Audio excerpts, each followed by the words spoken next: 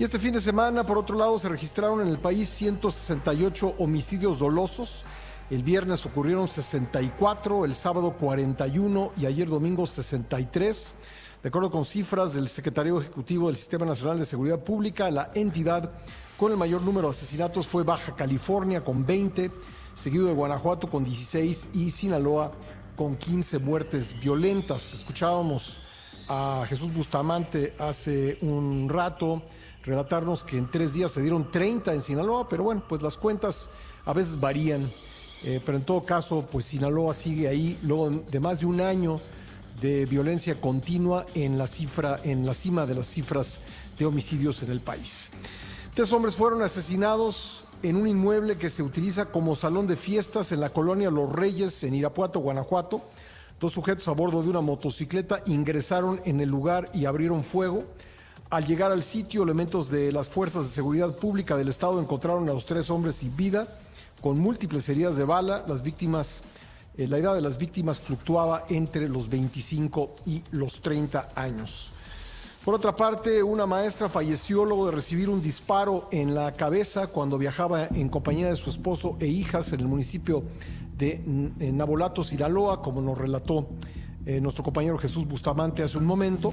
La familia circulaba por la carretera de Altata hacia Isla Cortés cuando fueron atacados por hombres armados, quienes previamente habían disparado y quemado un hotel y la caseta de vigilancia de dicho complejo turístico. Bueno, y ahora le agradezco mucho a Javier Oliva, profesor de la Universidad Nacional Autónoma de México y experto en materia de seguridad, que me tome la llamada. ¿Cómo estás, querido Javier? Un gusto saludarte en este 15 de septiembre. Igualmente, Pascal, pero qué triste introducción a esta entrevista y gracias por la oportunidad. Pues sí, así estuvieron las cosas. El fin de semana me quedé todavía corto porque hay muchos otros pues crímenes que relatar que ocurrieron en diferentes partes del país. Pero preguntarte, Javier, por tu reacción a la detención en Paraguay de Hernán Bermúdez Requena.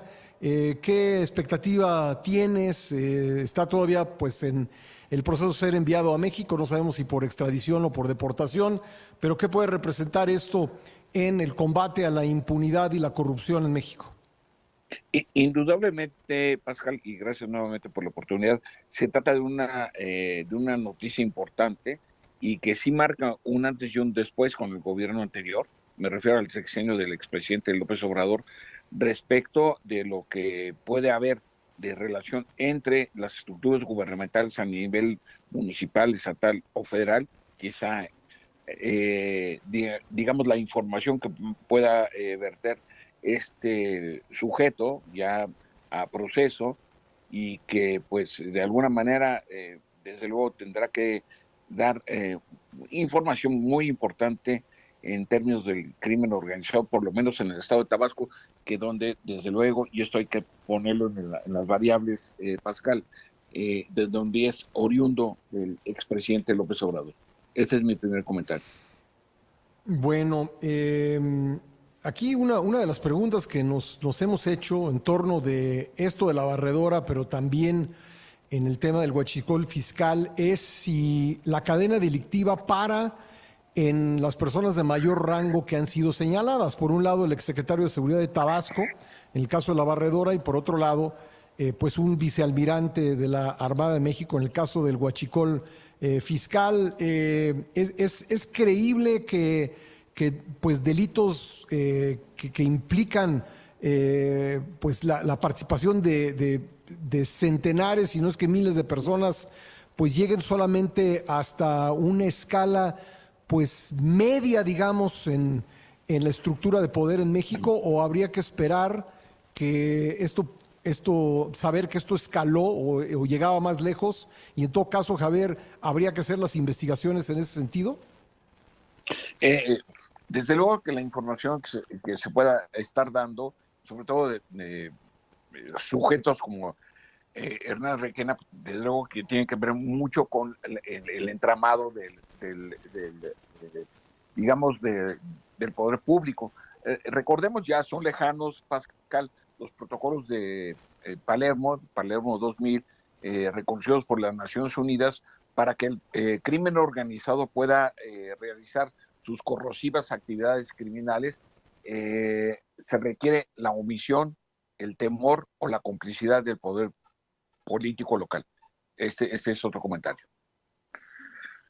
Sí, en el caso de Bermúdez Requena, pues el entonces gobernador, el que lo nombró en el cargo, Adán Augusto López, pues ha insistido en que él nada supo del tema, pero cuando se trataba de criticar la complicidad de los más altos niveles del gobierno, en el caso de Genaro García Luna, él no tuvo duda en señalar al expresidente Calderón. ¿Tú crees que parte de la investigación necesariamente tendría que ser, pues, interrogar a Adán Augusto López sobre lo que sabía de Bermúdez Requena?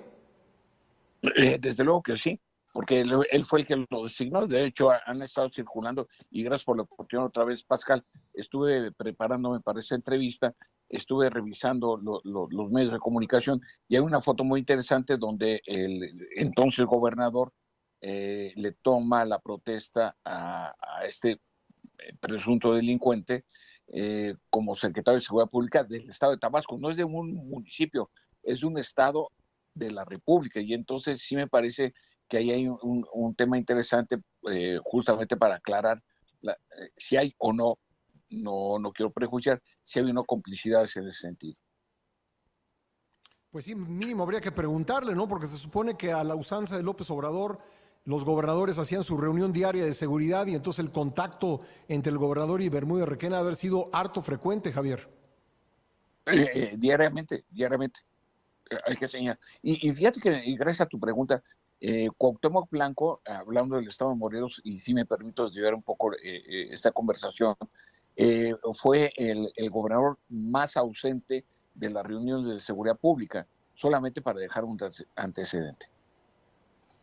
Bueno, pues vamos a ver qué pasa, vamos a ver cuándo regresa a México Bermúdez Requena y si tenemos más elementos de análisis para saber cómo fue posible que se violentaran como se violentaron los estados de Tabasco, Chiapas y también parte de Veracruz. Gracias, Javier, te mando un abrazo. Otro partido, hay que recordar la relación también familiar que hay con el gobernador de Chiapas, exgobernador, y ahora cónsul inexplicable en Miami, ¿no? Donde está la casa formal, digamos, del presidente Trump. Efectivamente, ahí está otro filón. Gracias, Javier.